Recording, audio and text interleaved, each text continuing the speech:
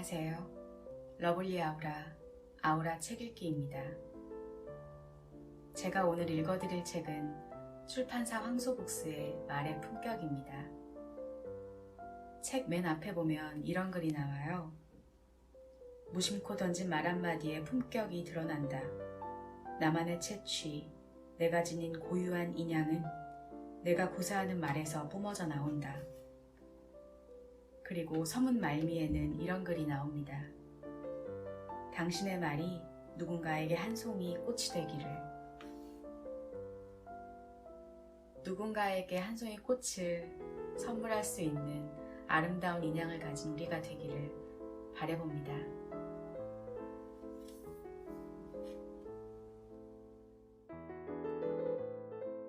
말의 품격.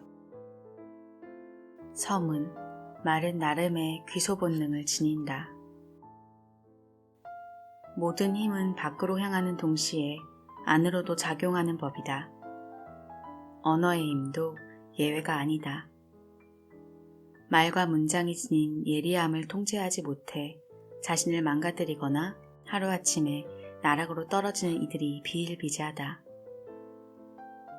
나는 인간의 말이 나름의 귀소 본능을 갖고 있다고 믿는다.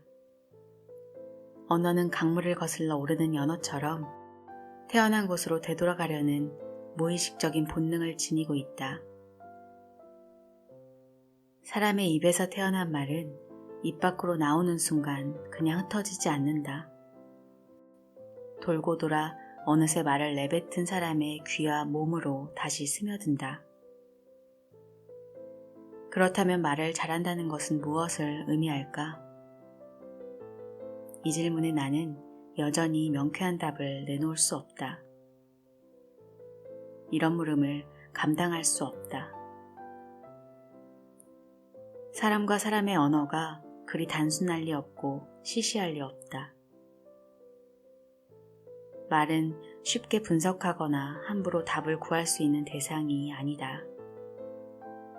다만 나는 글을 쓰고 다양한 부류의 사람을 만나면서 사람마다 인품이 있듯이 말에도 언품이 있음을 깨닫는다. 사물은 형체가 굽으면 그림자가 굽고 형체가 곧으면 그림자도 바르다. 말도 매한가지다. 말은 마음을 담아낸다. 말은 마음의 소리다. 수준이나 등급을 의미하는 한자 품의 구조가 흥미롭다. 입구가 3개 모여 이루어졌음을 알 수 있다. 말이 쌓이고 쌓여 한 사람의 품성이 된다. 내가 무심코 던진 말 한마디에 품격이 드러난다. 아무리 현란한 어휘와 화술로 말의 외피를 둘러봤자 소용없다. 나만의 채취, 내가 지닌 고유한 인양은 분명 내가 구사하는 말에서 뿜어져 나온다. 한 권의 책을 읽는다는 것은 작가의 생각과 마음을 읽는 행위일 뿐만 아니라 궁극적으로 나를 읽는 것이다. 말의 품격을 한 장 한 장 넘길 때마다 스스로 자신의 말과 세계관에 대해 끝없이 질문을 떠올렸으면 하는 바람이다. 이 책을 덮은 뒤 때로는 당신의 입이 아닌 귀를 내어주면서 상대의 마음을 얻었으면 한다. 또한 당신의 가슴 속에 꼭꼭 숨겨두었던 진실을 건져 올려 그것으로 상대의 아픔을 어루만질 수 있기를 기대한다. 그리하여 지금 당신 곁에 있는 소중한 사람에게 조금 더 가까이 다가갔으면 하는 바람이다. 꼭 그럴 수 있기를 진심으로 바란다. 당신의 말이 누군가에게 한 송이 꽃이 되기를.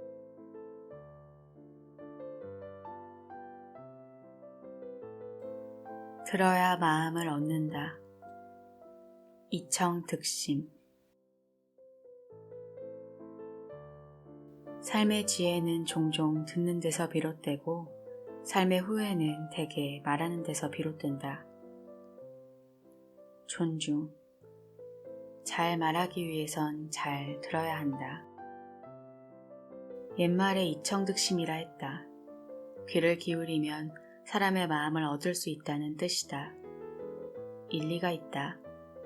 독일의 철학자 게오르크 헤겔은 마음의 문을 여는 손잡이는 바깥쪽이 아닌 안쪽에 있다고 말하지 않았던가? 상대가 스스로 손잡이를 돌려 마음의 문을 열고 나올 수 있도록 상대를 배려하고 존중해야 한다. 그런 뒤에야 마음을 얻는 것도 가능하다. 이는 얼핏 교과서적인 얘기 같지만 꼭 그렇지만도 않다. 인생을 살아가다 보면 다양한 인간관계에서 비롯된 수많은 문제와 마주하게 된다. 이를 해결하기 위해서는 상대에게 적절한 말과 행동을 건네야 하는데 이때 본질적인 해결책은 다름 아닌 상대방의 말 속에 들어있는 경우가 많다. 대개 어떤 문제와 그에 상응하는 답은 보이지 않는 투명한 끈으로 느슨하게 이어져 있다. 그 끈을 차근차근 더듬고 끌어당김으로써 문제와 정답 사이의 간극을 좁혀나갈 때 나름의 해결책을 찾아낼 수 있다. 그러므로 잘 말하기 위해서는 우선 잘 들어야만 한다. 상대의 주장에 동의하지 않더라도 그의 말할 권리를 존중하고 귀를 기울여야 상대의 마음을 열어 젖히는 열쇠를 손에 거머쥘 수 있다. 이는 의사소통 과정뿐만 아니라 인생이라는 광활한 무대에서도 적잖이 도움이 되는 자세이기도 하다. 삶의 지혜는 종종 듣는 데서 비롯되고 삶의 후회는 대개 말하는 데서 비롯된다. 말이 적으면 근심이 없다. 과언무환. 인간의 가장 깊은 감정은 대개 침묵 속에 자리하고 있다. 둔감. 천천히 반응해야 속도를 따라잡는다. 정신분석학의 창시자로 불리는 지그문트 프로이드가 치료한 어느 환자의 이야기다. 오스트리아의 한 소녀가 살았다. 미신을 신봉한 그녀의 할머니는 넌 아들로 태어났어야 해. 넌 잘못 태어난 존재야. 20살이 되기 전에 목숨을 잃을지도 몰라. 라고 입버릇처럼 말했다. 소녀는 터무니없는 얘기라고 생각했으나 할머니의 말은 소녀의 무의식 속에 눌러앉아 깊이 뿌리내렸다. 어른이 되면서 소녀는 시름시름 앓기 시작했다. 온몸이 찢어질 듯 아프다고 고통을 호소했지만 병원에서는 원인을 찾아내지 못했다. 며칠 뒤 그녀는 프로이드 박사를 찾았다. 소녀의 육신이 아닌 정신을 한참 동안 들여다본 프로이드가 말했다. 의료진의 판단이 옳다면 당신의 몸 상태는 지극히 정상입니다.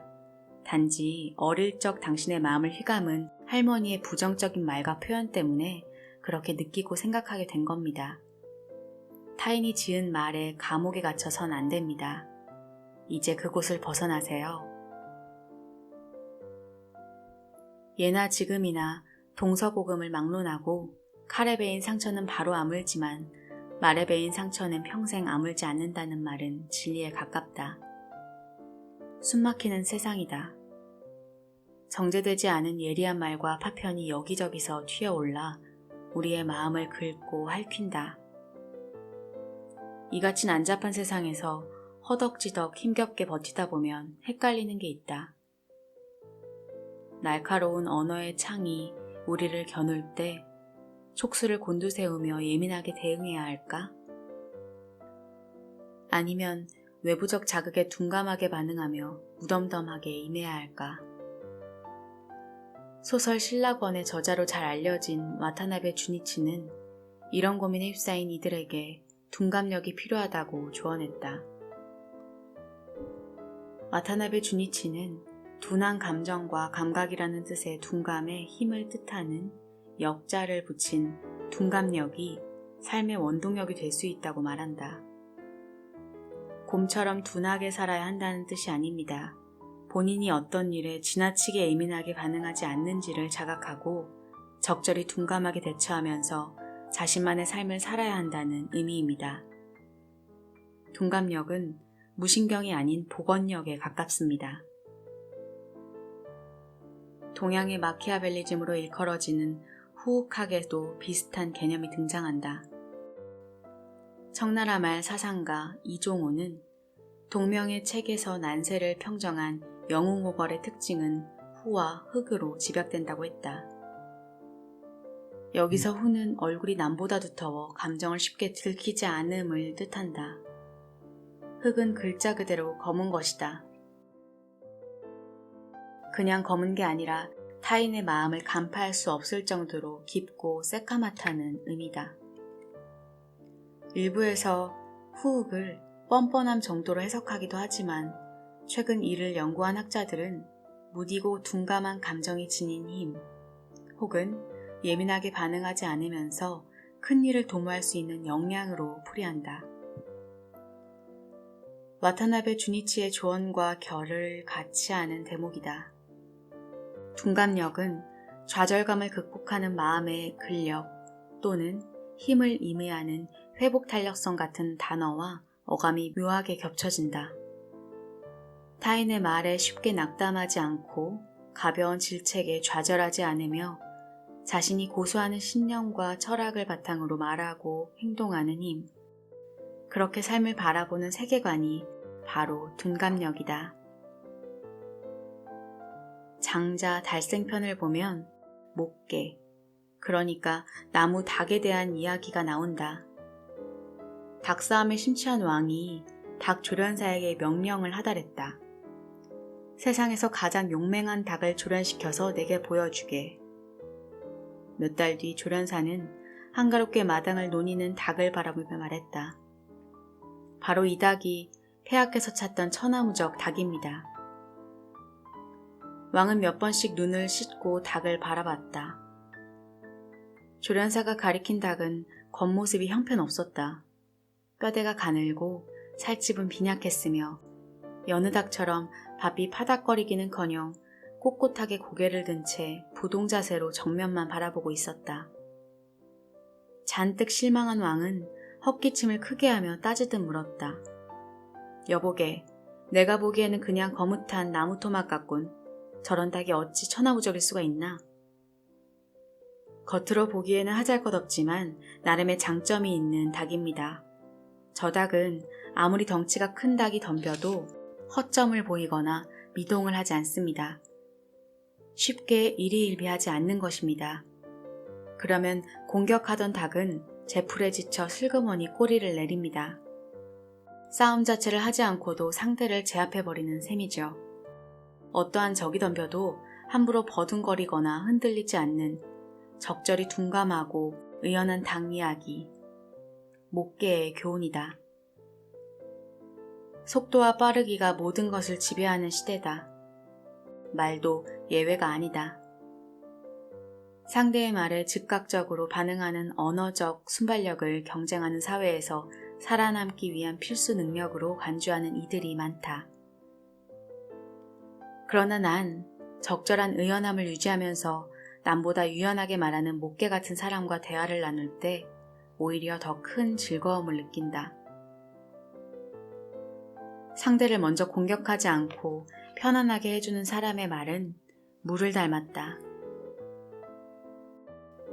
천천히 흐르면서 메마른 대화에 습기를 공급하고 뜨거운 감정을 식혀준다. 언행과 행실에 수기가 깃들었다고 할까?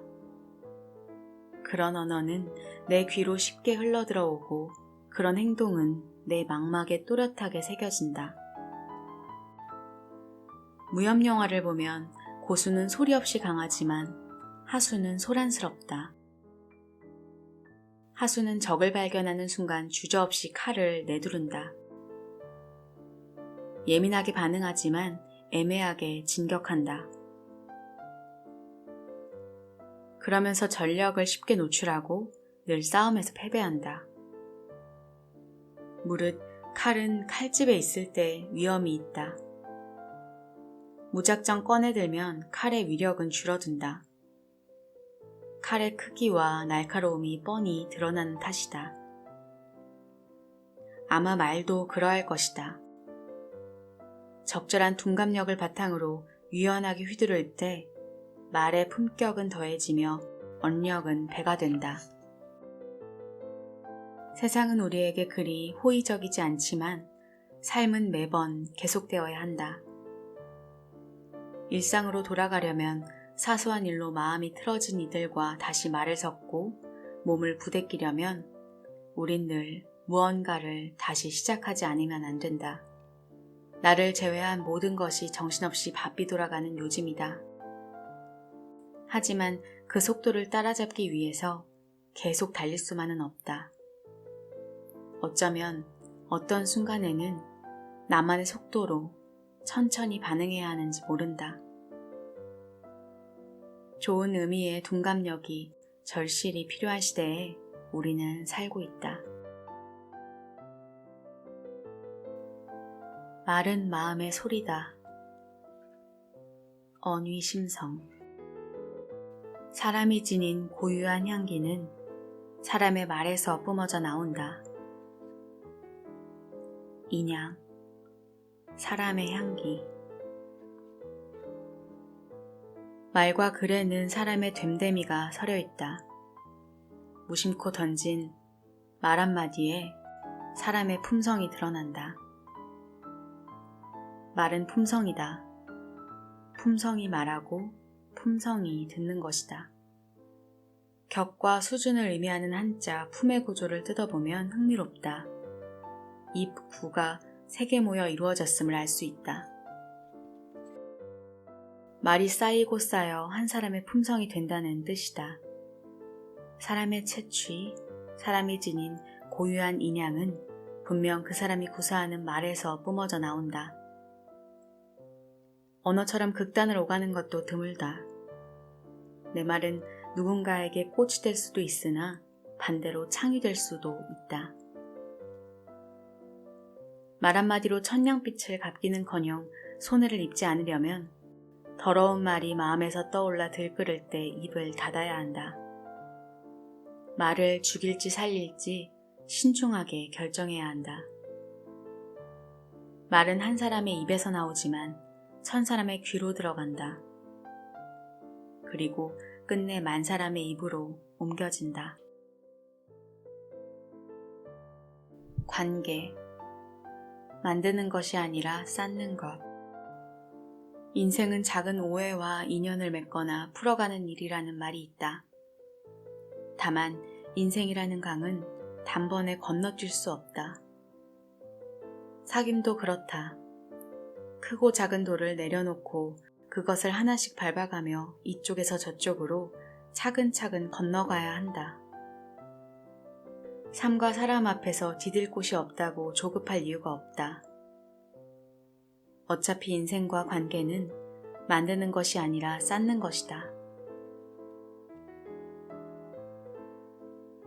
큰 말은 힘이 있다.